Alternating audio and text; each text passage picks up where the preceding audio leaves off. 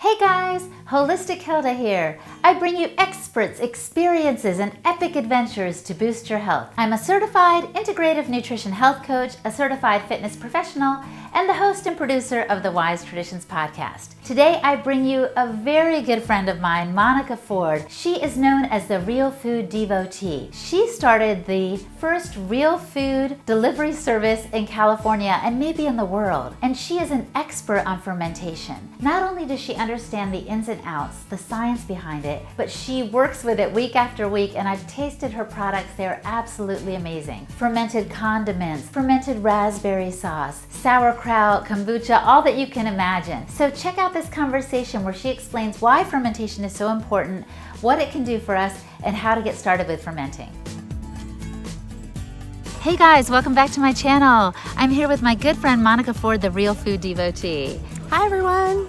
We are at the Elements Gathering. You might hear a drum in the background, children playing, all kinds of stuff, but you'll also get the sense that we are in a gorgeous surrounding. We're in the sequoias in California, and it is phenomenal. We've been getting in touch with ourselves and with nature and disconnecting from all the virtual stuff. It's been fantastic, right? It really has been wonderful. And it's like real life, you guys. And that's why I wanted to talk to Monica, because she understands real life, because she is a fermentation specialist. So talk to us about fermented foods. Why should we have more of them in our diet, Monica? There are a lot of reasons to incorporate fermented foods into our diets. One is, of course, health, and we probably all heard about the probiotics contained in fermented foods. But what you might not know is that they contain, fermented foods that is, contain so many more beneficial bacteria than, say, a probiotic pill does. And we also actually bring into our gut more different strains from wild fermented foods as opposed to starter-derived foods. So this is what she's saying. I'm an interpreter. And we're good friends, so she doesn't care if I interrupt her. But the truth is, we need diversity in our gut and in what we eat. Just as we want it in the world around us, we need diversity inside us. So if you drink kombucha day after day after day, you're getting the same strain of probiotics all the time, and it comes from a same starter culture. Is that right, Monica? That's right. That's right. So you're actually controlling which beneficial bacteria you're consuming with a starter. Whereas wild fermentation, all you're doing as the fermenter is to create a hospitable environment for the bacteria that are present on that piece of produce to flourish. Now, those bacteria are going to change, Hilda, based on the season or where you bought this piece of produce. Like, did you buy it from Whole Foods and maybe it was kept in a distributor warehouse for a month or so? Or did you buy it from your farmer who brought it straight from picking it just the day before from his farm?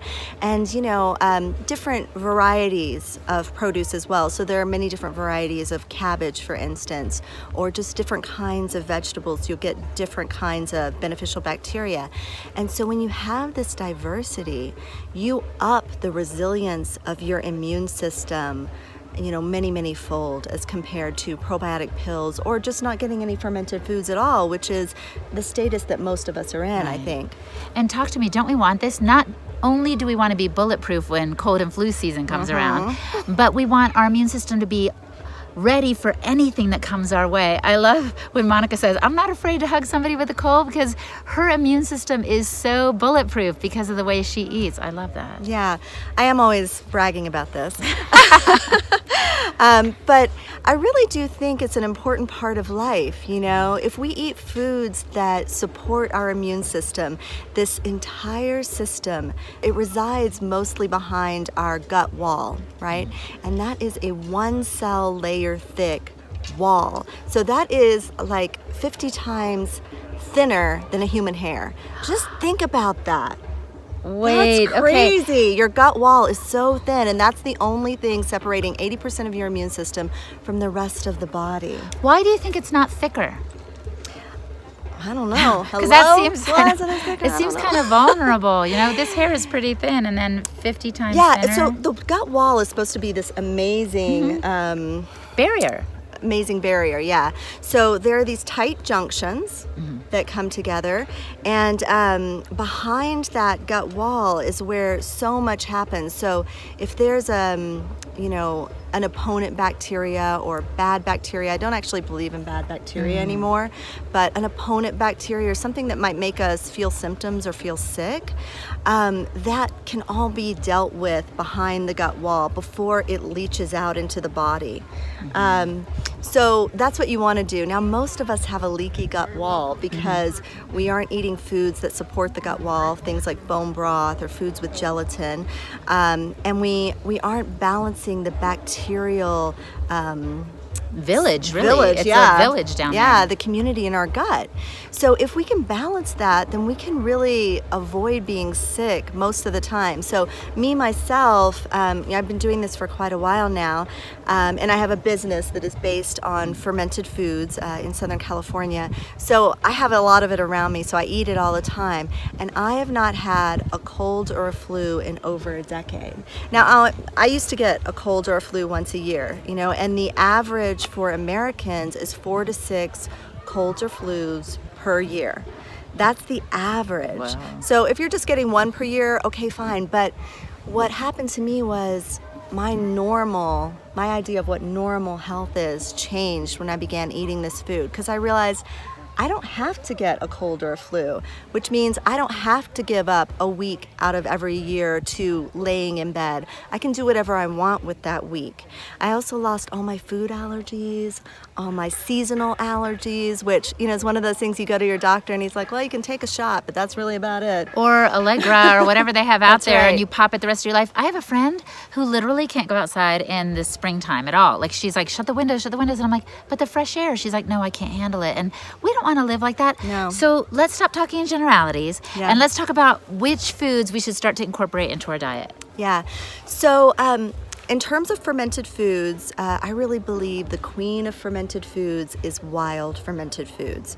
Because if you're only going to incorporate, like, let's say 1 or 2 fermented foods into your diet, if you feel like that's what you want to start with, look for something wild fermented. Now, these fermented foods are going to say wild fermented on the back, on the label. They're going to want to tout that. Otherwise, they're going to be using freeze-dried, lab-created cultures to start their starter. And what they're doing when they do that is saying, only these strains will be contained in this ferment. It's kind of like me wanting to get some soil bacteria and going out and walking barefoot on the ground and saying, oh, wait a minute, let me just sprinkle this culture down on the ground first because I know better than nature. And don't we just love to control our surroundings? And also, doesn't the FDA want to have it super regulated? Like, this is what this contains and then nothing else. So that's fine, but that's why Monica was saying, well, I don't know if you said this yet, but I'll say it. Go ahead and try to make your own, or get it at your farmer's market where it's more likely to have come from local bacteria in the air. Like, I made sauerkraut one time, and we were actually told, don't wash it, right? Don't wash it, because we want the bacteria from the soil that's on there naturally to help start this wild fermentation process. And we literally, you guys, just chopped up the cabbage, added some salt, kind of had the right proportions, and mashed it up with a little pounder and stuck it in a jar. It could not have been easier. So don't be afraid to try something new. But so you were saying the master of it all is wild fermented stuff. So look for something wild fermented, and that'll be in the refrigerated section, either of your grocery store, or if you can, get it from your farmer or a local provider, a local fermenter, And then from there, begin to branch out into other ferments. So you've got your base ferment, which is really going to imbue you with a lot of diversity. And try getting different kinds. If your farmer has sauerkraut with caraway one week and 2 weeks later has carrots and ginger, then get those. Those are going to be different bacteria, and if they're wild fermented, they're much more bacterially diverse.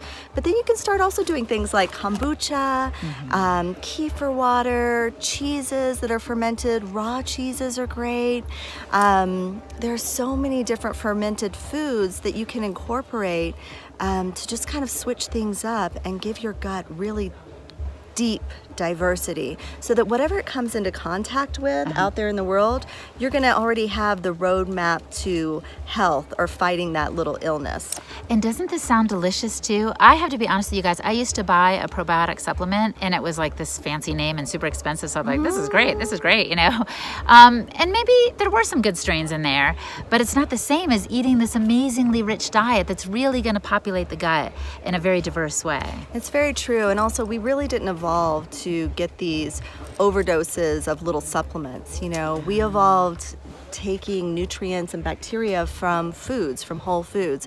So your body's going to take in and incorporate much more from the food than from a pill. There's also a few studies have been done on the amount of different strains of bacteria in foods, wild fermented foods, as opposed to probiotics. And so in 1 tablespoon of wild fermented sauerkraut, you'll get more strains of bacteria, and we're talking trillions, more strains of bacteria than 1 entire bottle of any probiotic on the market. I mean, that's mind-blowing, and I'm not sure what a tablespoon of sauerkraut would cost, but I'm gonna go with something like, 10 cents. Yeah. If you make it yourself, maybe less.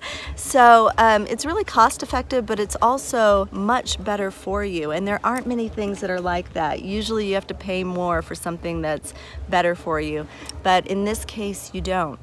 And I was going to say, some sad news, literally sad, is that the standard American diet doesn't include ferments anymore, I don't think. That's really. right, it doesn't. And a really funny thing about that is that the FDA even says on their website, you guys can go look it up, on their website that lacto-fermented foods, and when we say lacto-fermented, we don't actually mean milk Right, it or sounds dairy like milk. products. It does. We're talking about lactobacillus, the bacteria. Lacto-fermented foods are the only food with no recorded deaths from food poisoning. I mean, whoa, that's crazy. So like there have been deaths from tainted spinach or Sure. deaths from fast food restaurant burgers and like all these different things. And yet something that's so alive, like a fermented culture food, hasn't killed anybody. Well, that's good news. That's right. That is good news. And it's also good news for people who are a little bit fearful of leaving something out on their counter fermenting, that they might kill their family with it. And so probably unless you're just, a super amazing... What? Unless you're creating a weapon. You're a mad scientist and you're like, But for hundreds of years, this hasn't happened, okay, no. And yeah, it blows my mind. Yeah. Like just now, you guys, we had a fermentation workshop here at this event, and this guy went to open this like plum fermented thing that he made, and it started oozing out and exploding. And somebody may be like, oh, that's so scary. But it's actually beautiful because it's vibrant and alive, and we need more food like that that's real food. Yeah. And, if you're concerned about that, like exploding ferments, there are ways to understand how to control your ferments as well.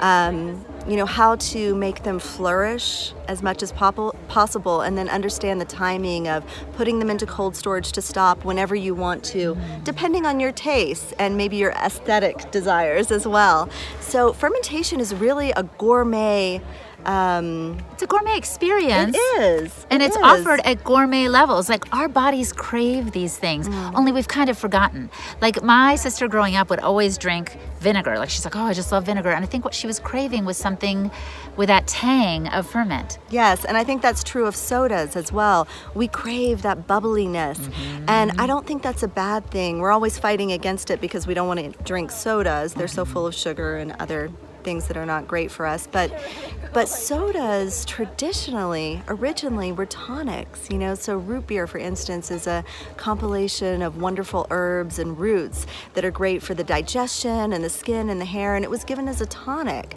It was also refreshing and bubbly, and so I think we crave that bubbliness for the reason of the probiotics, our symbionts that are helping us to survive and thrive in a somewhat toxic world.